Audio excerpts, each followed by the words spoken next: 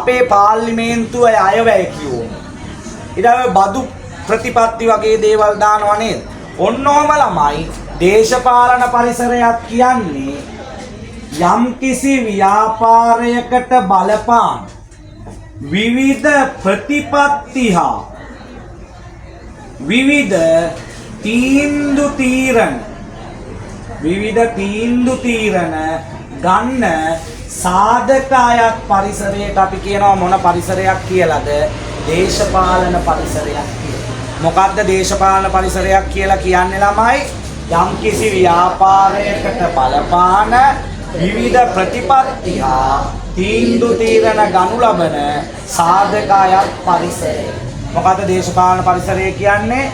ව්‍යාපාරයකට බලපාන විවිධ ප්‍රතිපත්ති හා තීන්දුව තීරණ ගනු ලබන සාධක අයත් පරිසරය.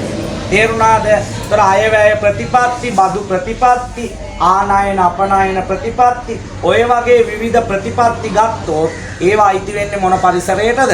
දේශපාලන පරිසරයට. තේරුණාද ළමයි? දේශපාලන පරිසරයට පස්සේ ළමයි අපිට තියෙන්නේ නෛතික. නෛතික කියන එකට සමාන පදයක් කියන්නේ ළමයි නෛතික. නෛතික. න්යාර සිවන්නේ වගේ ගාන එක තමයි නෛතික කියන්නේ. ඔන්න හොඳට අහගන්න ළමයි නෛතික පරිසරය කියන්නේ මොකක්ද කියලා. නෛතික පරිසරය. ළමයි නෛතික කියන්නේ අපි සමාන පදයක් කියනවා නීතිමය කියලා. නෛතික පරිසරයට මොකද්ද සමාන පදය? නීතිමය පරිසරය. එහෙනම් නීතිමය පරිසරයක් කියලා කියන්නේ යම්කිසි ව්‍යාපාරයකට බලපාන විවිධ නීති රීති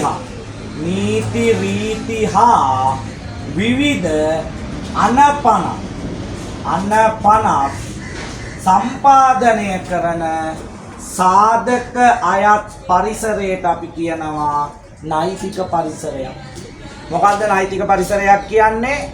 ව්‍යාපාරයකට බලපාන විවිධ නීති රීති හා විවිධ අනපන සම්පාදනය කරන සාධක අයත් පරිසරය.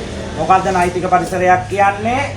ව්‍යාපාරයකට බලපානු ලබන විවිධ නීති රීති හා විවිධ අනපන සම්පාදනය කරන සාධක අයත් පරිසරය. තේරුණාද ළමයි?